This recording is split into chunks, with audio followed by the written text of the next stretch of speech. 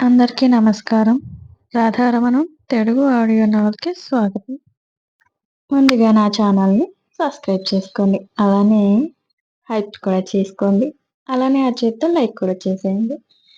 ఈ స్టోరీ కేవలం కల్పితం మాత్రమే. ఎవరిని ఉద్దేశించి రాసినది కాదు. ఇక స్టోరీలోకి వెళ్ళిపోదాం.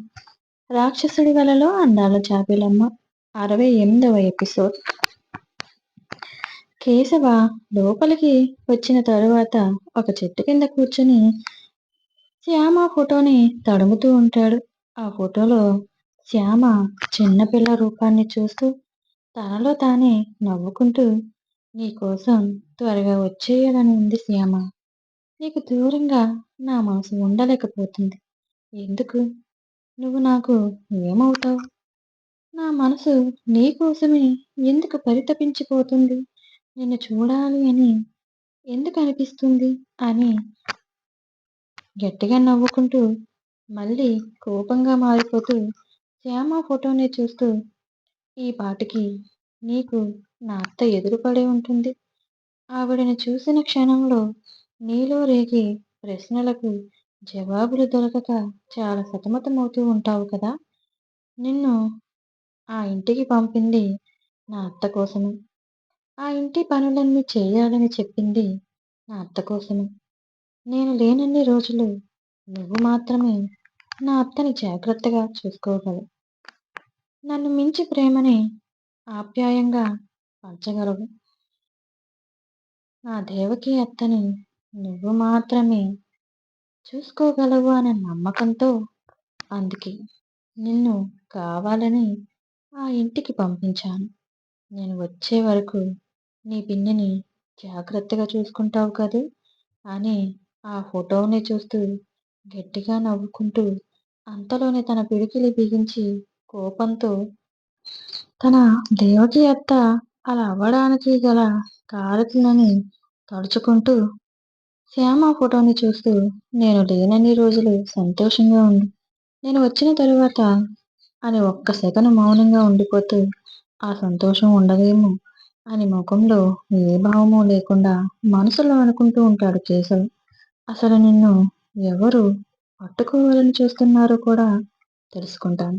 నీ తల్లిదండ్రులను చంపి నిన్ను ఇలా ఒంటరిగా చేసిన వాళ్ళని మాత్రం వదిలిపెట్టను అని తన పిడికిలి బిగించి వాడికి నరకం చూపించి చంపుతాను అని కసిగా అనుకుంటూ శ్యామ ఫోటోని తన గుండెల మీద పెట్టుకునేసరికి శ్యామని తన గుండెలకు హత్తుకున్న భావన కలుగుతుంటే ఆ స్పర్శని ఫీల్ అవుతూ నిజంగానే శ్యామ తన ఒడిలో కూర్చున్నట్టు ఫీల్ అవుతూ ఉంటాడు కేశవ. ఆ అనుభూతితో శ్యామ వైపు చూస్తూ ఉండేసరికి శ్యామ నవ్వుతూ తన ముఖం అంతా ముద్దులు పెడుతూ, నన్నెందుకు వదిలి వచ్చేశావు బావా అని అంటున్నట్టు అనిపిస్తూ ఉంటే కేశవ శ్యామని చూస్తూ, నేను నిన్ను వదిలి వచ్చేసినందుకు నీకు నిజంగా బాధగా ఉందా అని అడుగుతాడు కేశవ. శ్యామ కేశవ మెడ చుట్టూ చేతులు వేసి, అవును బావా, నువ్వు అలా వదిలి వచ్చేస్తే నువ్వు లేకుండా నేనెలా ఉండగలను? ఈ ఎడబాటుని ఎలా తట్టుకునేది అని అంటూ కేశవ పెదవుల మీద ముద్దు పెట్టేసరికి కేశవ శ్యామ అలా చేసేసరికి ఆశ్చర్యంగా శ్యామని చూస్తూ ఆ అనుభూతిని ఫీల్ అవుతూ ఏదో మాయమవుతున్న భావన కలుగుతూ ఉంటే కళ్ళు తెరిచి చూసేసరికి అక్కడ శ్యామ ఉండదు. అటు ఇటు చూస్తాడు. అక్కడెక్కడ శ్యామ కనిపించకపోయేసరికి తన పెదవులను చూసుకుంటూ, ఇది నా భ్రమనా? నా భ్రమ అయినా ఈ ఊహ చాలా బాగుంది. శ్యామని స్వయంగా నా దగ్గరికి వచ్చి ముద్దు పెట్టడం ఇంకా బాగుంది. ఆ రోజు త్వరలోనే వస్తుంది అని ఒక నిట్టూర్పు వదిలి ఆ చెట్టుకు వెనుకకి జారపడి ఆకాశంలోకి చూస్తూ, నీకు నువ్వే నా దగ్గరికి వచ్చేలా చేసుకుంటాను అని తనలో తానే నవ్వినట్టుగా సన్నగా నవ్వుకుంటూ ఆ ఫోటో తన గుండెల మీద ఉండిపోవడంతో దాన్ని చూసి ఆ ఫోటోని తీసి చూస్తూ, నన్ను నీ వశం చేసుకుంటున్నావు కదా.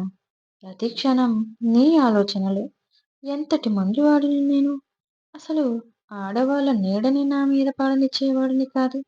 అలాంటిది ఎందుకు నా మనసుని నీ వైపే మొగ్గు చూపుతుంది? అసలు నిన్ను చూడాలని నా మనసు ఉవ్విళ్ళూరుతుంది.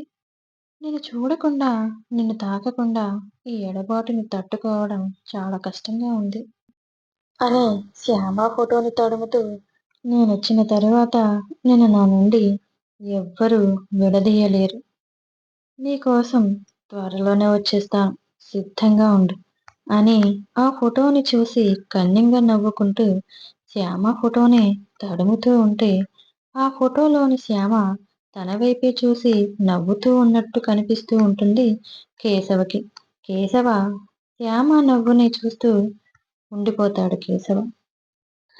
ఇక్కడ వంటగదిలో జానకమ్మ గారు ఏదో చెబుతూ ఉంటే శ్యామ నవ్వుతూ ఆవిడ వైపు ఆవిడ చెప్పేవి వింటూ వంట చేస్తూ ఉంటుంది. సుగుణ గారు కూడా శ్యామని చూస్తూ "నువ్వు నవ్వితే భలే అందంగా ఉంటావు శ్యామ" అని తన బుగ్గ గిల్లుతూ చెబుతూ ఉంటే, "నిన్ను అలానే చూస్తూ ఉండిపోవాలని అనిపిస్తుంది" అని పొగుడుతూ అంటారు సుగుణ గారు. శ్యామ సిగ్గుపడుతూ ఉంటుంది. "నీ సిగ్గు కూడా చాలా బావుంటుంది తెలుసా?" శ్యామని ఆట పట్టిస్తూ ఉంటే, "పొండి మేడం" అని చిరుకోపంగా చూస్తూ ఉంటుంది శ్యామ. జానకమ్మ గారు శ్యామ దగ్గరగా వచ్చి, "అమ్మ శ్యామ" అంటూ తన నుదుటికి అయిన గాయాన్ని చూస్తూ, "ఇంత పెద్ద గాయం తగులుతుందని నేను అనుకోలేదు శ్యామ. నొప్పిగా ఉందా? 2 రోజుల్లో విశ్రాంతి తీసుకోవచ్చు కదా! అప్పుడే ఎందుకు వచ్చేశావు?" అని చాలా ప్రేమగా, ఆప్యాయంగా అడుగుతూ ఉంటారు. ఆవిడ ప్రేమకి శ్యామ కళ్ళల్లో నీళ్లు తిరుగుతూ ఉంటే, "పర్వాలేదండి. చిన్న దెబ్బే తగ్గిపోతుంది" అని చెప్పి ఆ టిఫిన్‌ని ఒక ప్లేట్‌లోకి పెడుతూ ఉంటుంది శ్యామ. తను ఒక ప్లేట్‌లో పెడుతూ ఉంటే జానకమ్మ, సుగుణ శ్యామ వైపు చూస్తూ, ఒకవేళ శ్యామ తినడానికి పెట్టుకుంటుందేమో అని అనుకుంటారు. శ్యామ వాళ్ళని చూస్తూ, "మేడం, ఇది నేను దేవకి గారికి తీసుకుని వెళ్ళి తినిపించొచ్చా?" అని అడుగుతుంది శ్యామ. జానకమ్మ గారు, సుగుణ గారు ఆశ్చర్యపోతూ, "ఏంటి శ్యామ నువ్వంటున్నది? నువ్వు దేవకి దగ్గరికి వెళ్ళి తినిపిస్తానంటావేంటి? ఆవిడ్ని చూస్తే నీకు భయంగా లేదా? నిన్న నిన్ను చూస్తేనే అంత హడావిడి చేసింది. ఇప్పుడు నిన్ను చూస్తే ఇంకేమైనా ఉందా? వద్దు శ్యామ, ఎందుకైనా మంచిది. నువ్వు కొంచెం ఆవిడకి దూరంగా ఉండు. ఎందుకు ఎందుకో నిన్ను చూసేసరికి దేవకికి విపరీతమైన కోపం వచ్చేస్తుంది. ఎప్పుడు ఎవరికి ఏ హాని తలపెట్టలేదు. అలాంటిది నిన్ను చూస్తేనే కోపం తెచ్చుకుంటుంది. ఇంకా తన పరిస్థితి ఘోరంగా మారిపోతుంది. నువ్వు కేశవుని జైలుకి పంపావన్న దగ్గర నుండి నీ గురించి ఎక్కువ ఆలోచిస్తూ చాలా మానసిక పరిస్థితిలో ఉంది దేవకి. ఇప్పుడు నువ్వు లోపలికి వెళ్తే నిన్నేమైనా చెయ్యొచ్చు శ్యామ. వద్దులే, తనకి నేను తీసుకుని వెళ్ళి తినిపిస్తాను అని జానకమ్మ గారు ఆ ప్లేట్‌ని తీసుకుంటుంటే, లేదు మేడం, నేనే తినిపిస్తాను. ప్లీజ్ ఒప్పుకోండి. అయినా ఆవిడన్న దాంట్లో తప్పేముంది మేడం? నా వల్లే కదా ఈరోజు కేశవ గారు జైలు గోడల మధ్యలో మగ్గిపోతున్నారు. ఆ సంఘటన జరిగే నేను లేకుండా ఉంటే అసలు కేశవ గారిని ఎవరు పట్టుకునేవారు కాదు కదా మేడం. నా తప్పుకి ప్రాయశ్చిత్తం ఇది. అందుకే కేశవ్ గారు వచ్చే వరకు ఆవిడని నేనే చూసుకోవాలని నిర్ణయించుకున్నాను. నన్ను వెళ్ళనివ్వండి మేడం. ఇక నుండి ఆవిడకి అవసరమయ్యే పనులన్నీ నేనే దగ్గరుండి చూసుకుంటాను.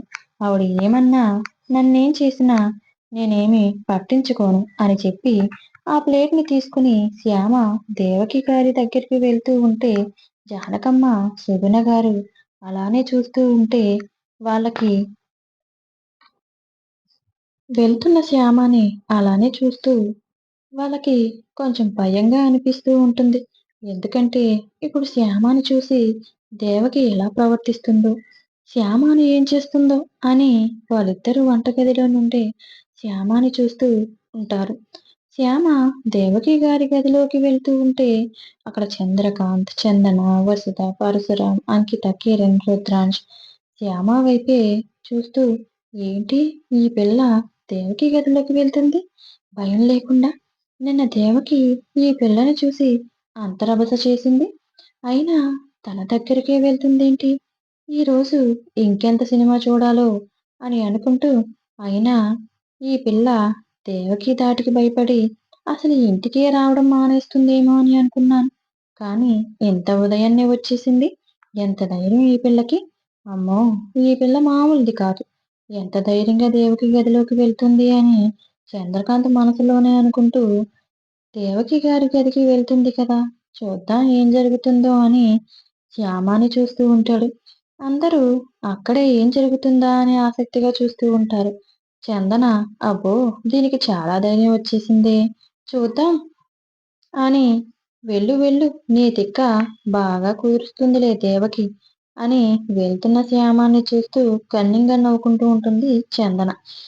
కిరణ్, నిఖిత శ్యామ దగ్గరకి పరుగున వచ్చి శ్యామ నువ్వేం చేస్తున్నావు? ఎక్కడికి వెళ్తున్నావు? లోపల మా దేవకి అత్త పరిస్థితి ఒక్కరోజు ఒక్కొక్క విధంగా ఉంటుంది. నా చిన్నప్పటి నుంచి నేను తనని చూస్తూనే ఉన్నాను. మా అత్త అలానే ఉంది. అందుకే మేము ఎవ్వరం ఆవిడ దగ్గరికి వెళ్ళే సాహసం చెయ్యలేదు. ఆవిడంటే మాకు అంత భయం. తెలుసా? నువ్వేంటి నిన్న ఆవిడ వల్ల ఇంత పెద్ద దెబ్బ తగిలింది. అయినా నువ్వు ఆ గదిలోకి అంత ధైర్యంగా వెళ్తున్నావు? ప్లీజ్ వద్దు శ్యామ. నిన్నేమైనా చేస్తుంది అని నిఖిత శ్యామని వద్దని చెబుతుంది. శ్యామ నిఖిత వైపు చూస్తూ చిన్నగా నవ్వి ఏమీ కాదు నిఖిత. ఆవిడది చిన్నపిల్లల మనస్తత్వం అంతే. ఆమెని అర్థం చేసుకుని ఆవిడకి అనుకూలంగా మాట్లాడితే ఆవిడ పరిస్థితి నయమవుతుందేమో కదా అని చెప్పి మీరెవరు ఆవిడ దగ్గరికి వెళ్ళక మీరు భయపడుతున్నారు. ఒకసారి ప్రేమగా నవ్వి చూడు. అప్పుడు మీకే అర్థమవుతుంది అని నవ్వుతూ చెప్పి దేవకి గారి గదిలోకి వెళ్ళిపోతుంది శ్యామ. నిఖిత శ్యామ వినకుండా అలా వెళ్తూ ఉంటే కిరణ్ శ్యామ వైపు చూస్తూ అమ్మో! శ్యామకి చాలా ధైర్యం ఎక్కువే అని అనుకుంటూ ఆ గది బయటే నిలబడి లోపల ఏం జరుగుతుందా అని తొంగి తొంగి చూస్తూ ఉంటారు కిరణ్, నిఖిత. ఆవిడ వల్ల శ్యామకి ప్రమాదం తలపెడితే వెంటనే తీసుకువచ్చేయాలని అక్కడే నిలబడి చూస్తూ ఉంటారు. లోపల దేవకి గారు మంచం మీద కూర్చుని బాసీమఠం వేసుకుని ఒక ఫోటోని చేతిలోకి తీసుకుని చూస్తూ దాన్ని తడుముతూ కోపం, బాధ అన్ని అన్ని భావాలతో ఆ ఫోటోనే చూస్తూ ఉంటుంది దేవకి. శ్యామ ఆవిడని గమనిస్తూనే దేవకి దగ్గరకంట నడుచుకుంటూ వస్తూ ఉంటే శ్యామ పట్టీల శబ్దానికి తన కళ్ళు ఎత్తి శ్యామ వైపు చూస్తూ ఆ ఫోటోని పక్కకి విసిరేసి కోపంగా ఎందుకొచ్చావే నా గదిలోకి అని అక్కడ ఉన్న చిన్న బొమ్మని తీసి శ్యామ మీదకి విసురుతుంది దేవకి. శ్యామ వెంటనే ఆ బొమ్మని తన చేతిలోకి పట్టుకుని అక్కడ సరిగా పెట్టి ఏంటి మేడం, నేను మీకు టిఫిన్ తినిపిద్దామని వచ్చాను. ఇలా కొట్టేస్తే ఎలా చెప్పండి? చూడండి నిన్న మీరు కొట్టిన దెబ్బకి ఎంత పెద్ద బ్యాండేజ్ వేశారు అని జాలిగా మొఖం పెట్టి ఆ గాయాన్ని చూపిస్తూ దేవకి గారి వైపు చూస్తూ నవ్వుతూ చెబుతుంది శ్యామ. దేవకి గారు శ్యామ గాయాన్ని చూస్తూ అవునా! నా వల్లే ఈ దెబ్బ తగిలిందా?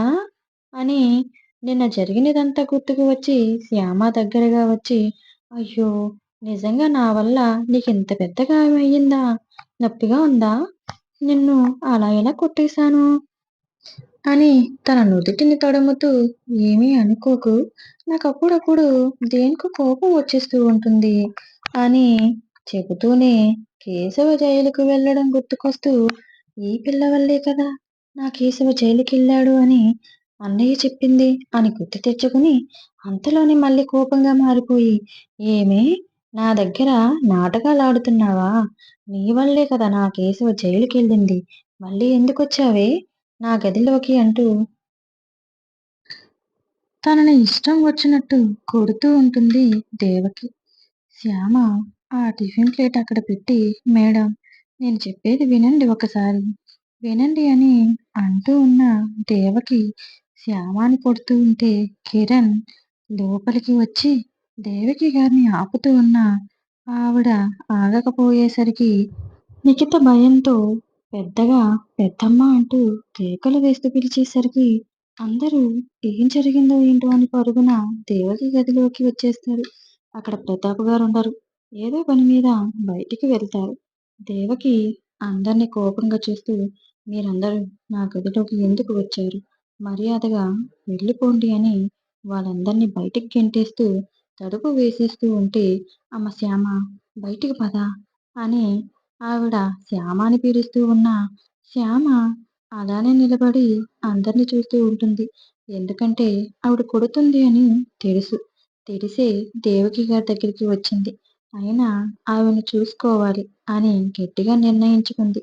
అందుకే వాళ్ళు రమ్మంటున్నా అలానే నిలబడి జానకమ్మ గారిని జానకమ్మ గారిని చూస్తూ ఉంటుంది. అందరికీ ఏమీ అర్థం కాక శ్యామని అలానే చూస్తూ ఉంటే దేవకి వాళ్ళని బయటకు తోసేసి తలుపు గడియ వేసేస్తుంది. శ్యామ ఆవిడ వైపు భయపడకుండా అలానే చూస్తూ నిలబడేసరికి దేవకి శ్యామ దగ్గరగా వచ్చి తన జుట్టు పట్టుకుని "ఏమే ఎందుకొచ్చావు నా గదిలోకి" అని కోపంగా అడుగుతూ ఉంటే "ప్లీజ్ మేడం మీరు నా జుట్టు వదిలితే నేనన్నీ మీకు వివరంగా చెబుతాను. దయచేసి వదలండి. చాలా నొప్పిగా ఉంది" అని శ్యామ కన్నీళ్లతో చెబుతూ ఉండేసరికి దేవకి శ్యామ కన్నీళ్లను చూస్తూ తనని జుట్టు వదిలేసి చెప్పు అని అడిగేసరికి శ్యామ దేవకి తన జుట్టు వదిలేసినందుకు ఊపిరి తీసుకుంటూ అది మేడం నా వల్లే కదా మీ కేశవ గారు జైలుకి వెళ్ళారు. అందుకే మీ కేశవ గారు వచ్చేదాకా మీ పనులన్నీ నేనే చూసుకోవాలనుకుంటున్నాను అని శ్యామ చెప్పేసరికి దేవకి శ్యామ వైపు చూస్తూ ఏంటి నా కేశవ వచ్చే వరకు నా పనులన్నీ నువ్వు చూస్తావా? నిజంగానా? అని అడుగుతుంది దేవకి. అవునండి. మీ పనులన్నీ నేనే చూసుకుంటాను అని శ్యామ నోటి నుండి వినేసరికి దేవకి ఆనందపడిపోతూ వెళ్ళి మంచం మీద కూర్చుని కోపమో, బాధో ఏదో నవ్వుతూ శ్యామని చూస్తూ కొనసాగుతూ ఉంటుంది. వచ్చే ఎపిసోడ్‌లో ఏం జరిగిందో తెలుసుకుందాం. నా స్టోరీ నచ్చినట్టయితే లైక్ చేయండి. అలానే హైప్ కూడా చేయండి. ఎవరైనా సబ్స్క్రైబ్ చేసుకోకపోతే సబ్స్క్రైబ్ కూడా చేసుకోండి. ఇక వచ్చే ఎపిసోడ్‌లో ఏం జరిగిందో తెలుసుకుందాం. ఇంకొక 2 ఎపిసోడ్‌లో కేశవ వచ్చేస్తాడు. అప్పటి వరకు ఎదురు చూస్తూ ఉండండి. నమస్తే.